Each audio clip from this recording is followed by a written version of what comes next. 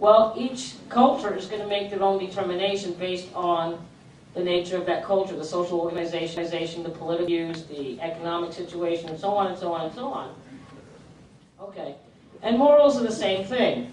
All these things become very relevant, and you have to look at, again, the relative nature of it with respect to a particular culture. However, one more thing that makes it more complicated, which is a little bit more relevant to Firefly, I think, is the fact that every individual has, within a culture, their own individual identity and their own moral compass or ethical compass. Because even though we share a lot of commonalities across the boards as a culture, when it comes down to it, we each think a little bit differently. And so that's where it gets into the issue of, well, I don't think that's right, you do, and so now I've got to deal with you on this issue. And you had that constantly going on. Joss Whedon set all the main characters of Firefly up to find commonality, but they all had their own individual things that at time could bust out. Way more than you'd ever have in a 24th century Starfleet outfit. Oh yeah, yeah. I mean, I love Mel's personal moral compass, or his personal ethical compass. And I think that's one thing that's very strong about this character that makes him stand out and makes him very attractive to a lot of people. That's really why I have him as the best example, I think, of looking at something like that. And I have a couple other things coming with him. Okay, and I'll touch on that real quick. And that's where it gets down to cultural versus individual morals, even within your own culture. And I think that sets up the basis for what you see happen in Firefly initially, even with the initial war. And I think that's where it's coming from. Morals and ethics, again, you have something called political ethics, which is also, again, going to be different from any other form of ethical ideology that you find, be it individual or be it on a cultural level. You see that come through very clearly, I think, in terms of where the Alliance stands, where Browncoats stand, and so forth. You see the crew often facing shifting meanings of ethics. This is something that I find to be really unique, I think, to Firefly, and something that's done in a very strong way in Firefly, meaning they purposely set up these situations where you've got the crew arguing about ethics on an individual level amongst themselves at times. Flips. Then a situation flips on them. Yeah. And I've got a couple of other examples of what I thought were good examples. Oh, that guy is just Nixa. Niska. He is just the most bizarre example of someone gone astray with individualized morals and ethics. That was his nephew hanging up there in that episode. The whole thing about, well, that's just not going to be a good dinner conversation with the wife, I guess. Well, what the hell? So screw up, I put you on the meat hook. I mean, this is like, my mafia relatives would do, and they just go back to, like Pesci and Goodfellas, you just go back to having your meal. That's nice, but you don't want to have the dinner conversation with the wife. Have you ever heard of the works of Sean Yu? But what's also interesting, you kind of get was it Trainwreck, I think it was. Yeah. Train car. And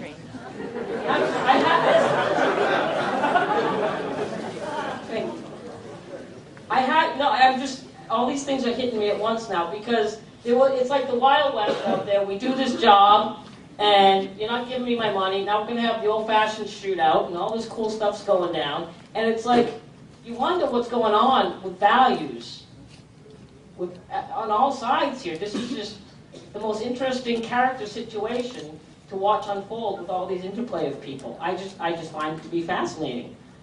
Shepherd Book, he's a neat character too. I mean, does he actually, it's the way that Mel talks to him about his place with God. Using the God word, or how he thinks about it. And, should I pray or shouldn't I pray, or how do we handle this? And I thought him coming aboard just was a very interesting situation in general. I didn't know how to read him when he first, I didn't even believe, I thought at first, you kind of got the impression that maybe it was me, that he wasn't really a shepherd. You thought he was just kind of fake. No. How would a shepherd know something about you got the impression that this was a cover Yeah. Because he was trying to infiltrate or something, or hide out from something. See, that's the impression you first get. Huh? No. You didn't? Some people say yes, you didn't. I got the impression he had done things in his past that he was escaping from and had become a shepherd because of it. Okay. Oh, because it's not a custom. Stand up and... How about stand up? Stand up and command. Yeah, well, go ahead. Very front of the room. I'm sorry.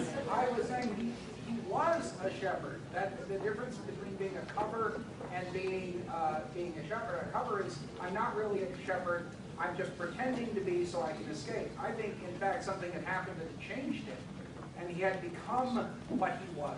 And that's why he was. Okay, all right. That would And- equate to a shift in his moral compass. Yeah, but not the very first episode. What about the very first episode? In the first episodes, you don't find that out until later. Yeah, and this is one So of... you're right. The meaning you get that what you were saying. You know, and that's what I think a lot of issues that they could deal with, or that would unfold later if a series continued. I think we would get all of that information at some point, kind of like River and Serenity, Yeah. because you don't really understand that until later. So I think the series just never had a chance to take shape and take focus. If you watch any series, the first season is horrendous. I mean, I don't mean horrendous in, absolutely I'd never watch the series again, but it takes time to get story going, it takes time to get characters going, and if you're going to put in all these little nuggets and mysteries, you need the time later to resolve this and start giving people the information about characters and backstories and so on and so on and so forth. You got a little inkling of that in Out of Gas.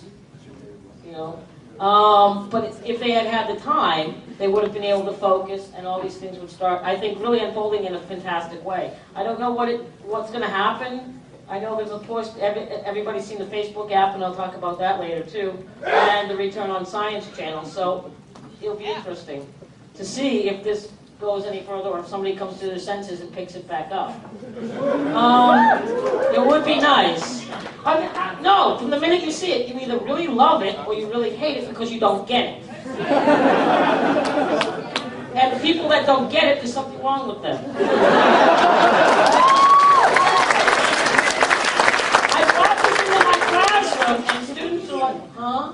I got half the class that said, oh, it was just some shoot up in space. Oh, I could give or take, whatever.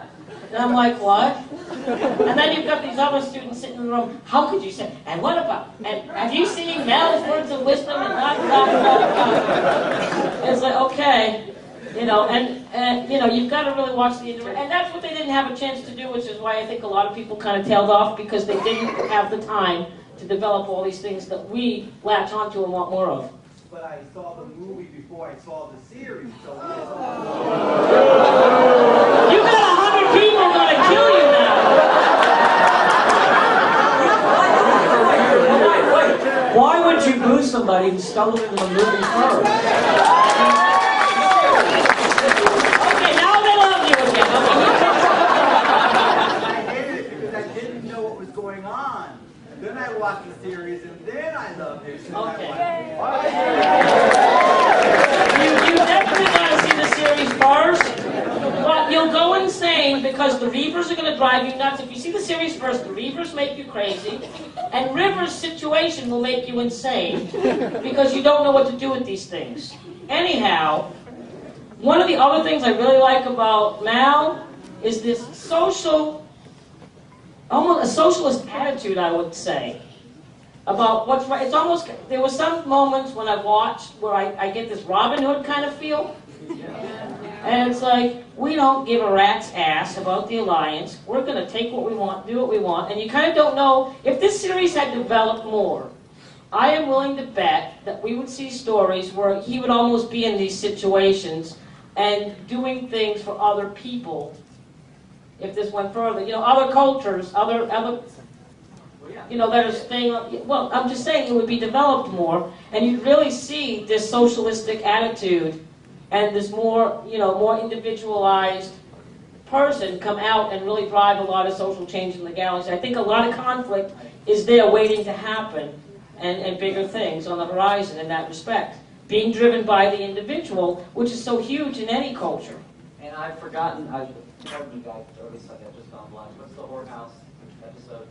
Heart of Gold. I started to say Heart of Glass. He does actually the one where he helps out the prostitutes in their house, really for not much more than just, Yeah. Okay, well, that. Because that's what, that's where I want to go back. I put that point in there about his altruistic nature, too. Blondie album. Okay. This is a guy who's tough, but does the right thing.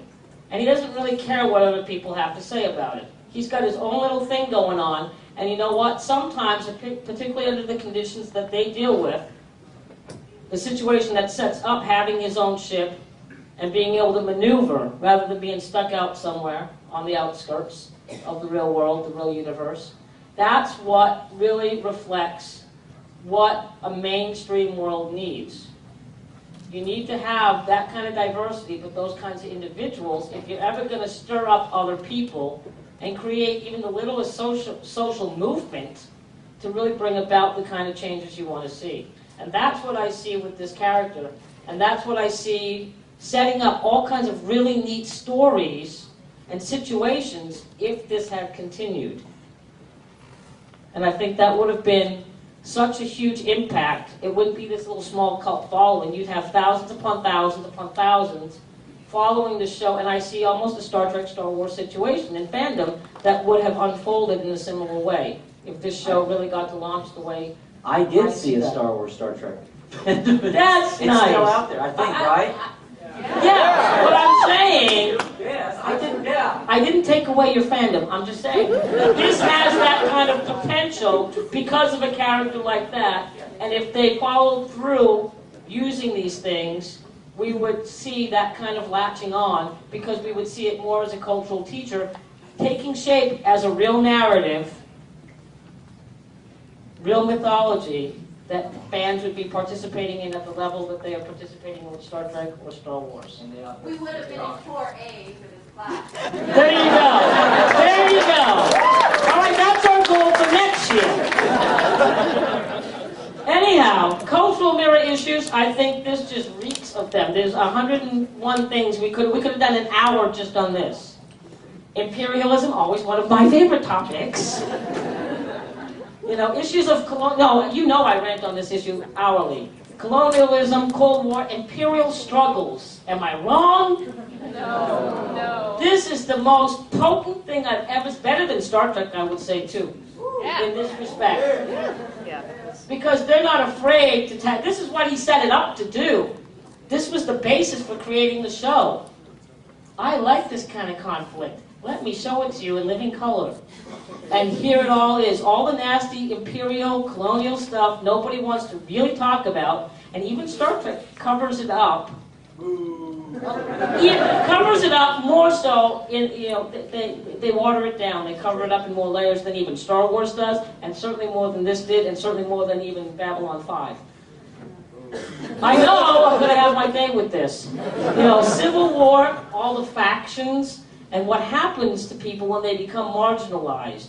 All these little pockets of tiny little subcultures. There's a whole other subculture taking place on Serenity. And in a lot of ways, that Serenity ship itself has a personality. It's almost like a conscious entity. There's a little air of Farscape.